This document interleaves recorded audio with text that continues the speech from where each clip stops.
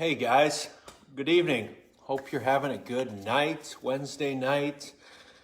September 16 already. It's starting to feel like fall tonight. A lot of people out in my neighborhood on walks and bike rides and so forth.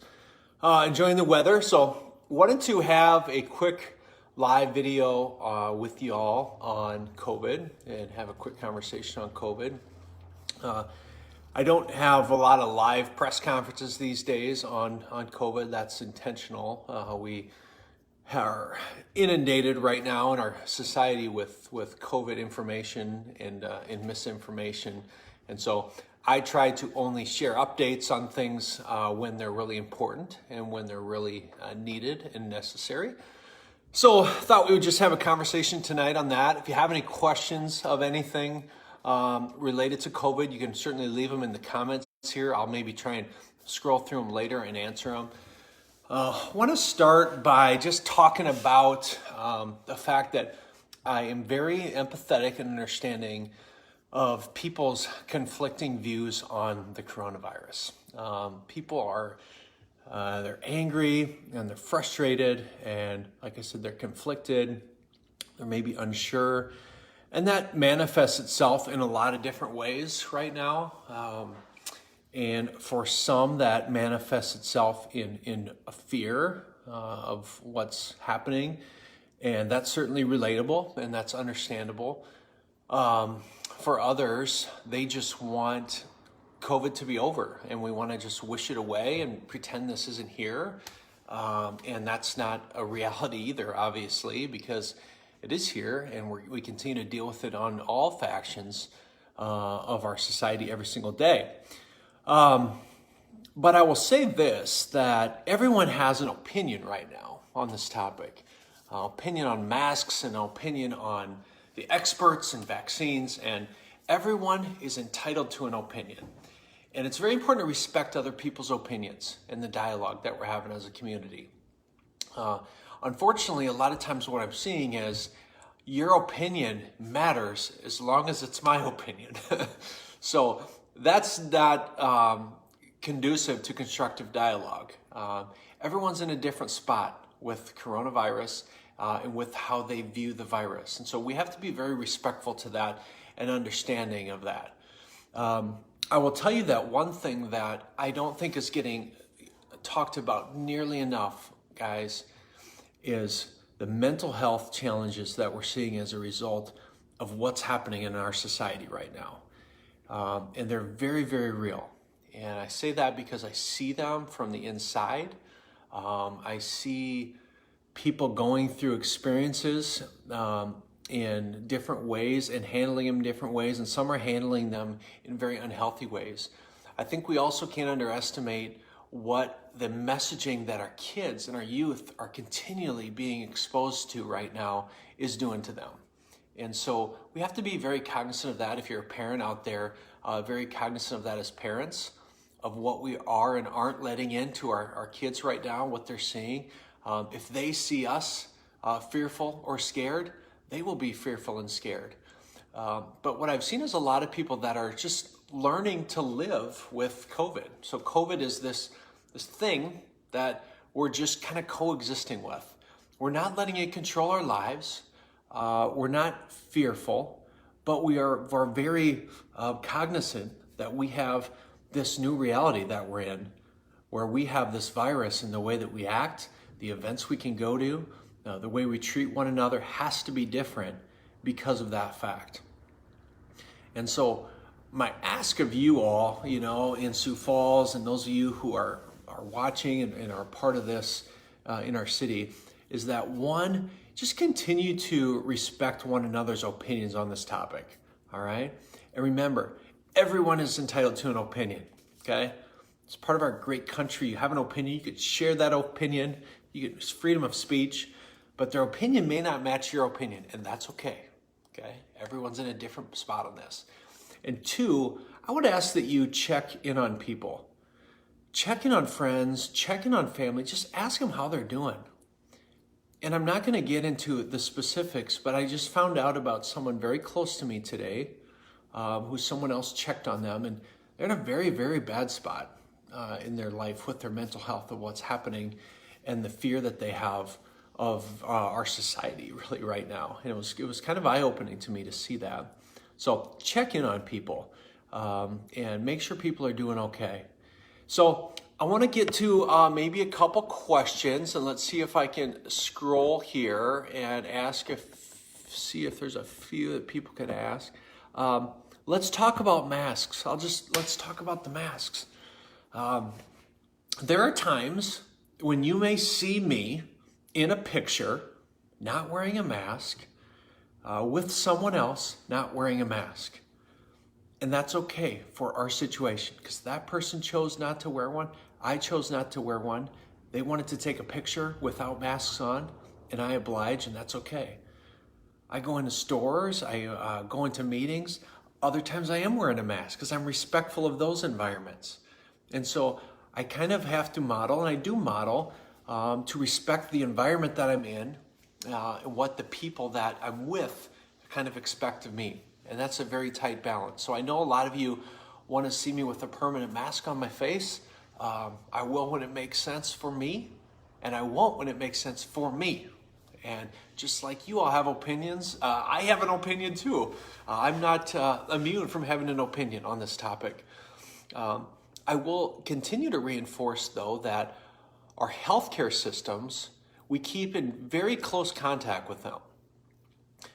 We have a weekly briefing in the city with all our city leadership on the state of COVID in the city. And then we have regular touch points with our healthcare partners. I just had some email exchanges this week with the CMOs at both healthcare systems to understand where they're at with their capacity and so forth. And what they wanted to talk about more than some of the COVID challenges was actually the mental health challenges. That almost seemed to be a bigger concern for them because of where we're at 6 months into this battle. So you need to know that your healthcare providers are in a very good position. Okay, they're in a very good spot. We absolutely anticipated in this community to see our COVID cases go up once schools went back to in-classroom learning, once colleges came back, once we had started to have some events in our community, in our region. That will happen. We know that. We expected that. This is exactly what we thought would happen. And the growth of COVID cases still continues to be very controlled. I don't talk about this every day or even every week because every time that I talk about COVID, it really just triggers, quite honestly, a lot of people into a lot more fear and a lot more worry that in our opinion, and when I say our, healthcare providers, public health, it's unfounded. That fear is unfounded right now in our community. Am I saying you should not respect the virus and be concerned? Absolutely not. You should absolutely be concerned about coronavirus. But when it becomes to a point of fear, when fear grips you and grips the community, that's when some of the irrational thought processes and some of our irrational words and actions start to creep in. So your elected leaders, specifically your school boards, your superintendents, your principals, your custodial staff, your lunch staff at schools, please give them extra grace right now. They are trying so hard with our kiddos to keep our kids safe, but also keep them educated and back in school. I mean, you do not understand what this is doing to some of our kids, man. It's tough. It's very tough. And I'm seeing it and I'm hearing it. And I talked to a gentleman who runs a large mentorship program in Sioux Falls. And he said, Paul, it is dark in some of our schools right now. It's just heavy. There's this cloud in there. And that's tough to hear. And he said, we're going to need more mentors in the year ahead than we've ever needed because a lot of these kids are challenged and they're hurting by what's happening. So please know that our thoughts, our words are having ramifications on others. So let's see. We have, someone said, look at the DOH website for hospital numbers. We're in a manageable space numbers wise. That's what Nicole said. Nicole is absolutely right. The State Department of Health website is a good resource. We also, if you go to siouxfalls.org/COVID-19, we have a great dashboard there that just shows kind of where we're trending on things, and what our caseload is like and what our hospitalization percentage-wise and so forth. Anna says, how many people are hospitalized in Sioux Falls? I've heard you say that 40 people per hospital in Sioux Falls. I can't see the rest of the question.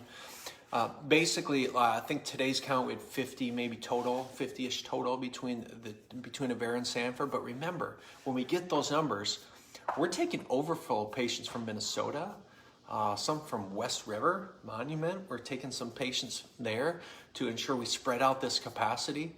So if you actually looked at the number of patients that were in Sioux Falls MSA, it would be quite a bit lower than that even. So those are numbers we're watching really closely. And until there's a reason for fear or alarm, I just don't bring them up a lot, because if I do, it just injects further kind of concern that is somewhat unfounded. So, I'm going to probably leave it at that. There's other questions. I'll maybe try and answer some of them offline or, later tonight. But, I just want to leave with reinforcing those couple things, and that is, continue to have an opinion on COVID and response and what's happening in our city, in our state, in our country. But remember, everybody else has an opinion too, and theirs is right also. There's no right answer, and everybody's in a different spot, and that's okay. Secondly, check in on people. Ask them how they're doing. Say, hey, can I pray for you? Hey, can I bring you a meal? Hey, just want to check in. How you doing with everything, man? Is your family okay? Are your kids okay? And ask them to be sincere, not just be like, oh yeah, we're doing good. No, say, but really, no, how are you doing? And we need to be checking in with people. And third, I would just say continue to be adaptable and just learn to live with this new family member we have called COVID. And it's a naughty kid that we don't really want, but we're stuck with them. And we're learning to live with them and deal with them. And not at the expense of ignoring and neglecting all of our other kids and all the other great things we have in our life. We'll deal with him the same way we'll deal with everything else, and they'll coexist until we get to the point we're comfortable with that vaccine, when that vaccine comes out, and we can start to get that made available in our communities. And we're already making plans for that as well, on what that vaccine distribution could potentially look like in our region. So thanks, everybody. Last thing I'll say, sorry, I know I'm just rambling on a few things, but I do want to reinforce social distancing, mask wearing when you can't social distance, hand hygiene. You have heard that a ton, still super applicable. We're still in the same spot. Those things still have to be practiced. Please still do them, all right? We'll throw a party when you don't have to do those things anymore, but until then, figure that you do, because those absolutely have an impact on controlling the spread in a community. So be safe, everyone. Thanks for all you do for the city. Thanks for being positive, lifting other people up during this time. They need it. We all need it. So have a blessed night. Take care.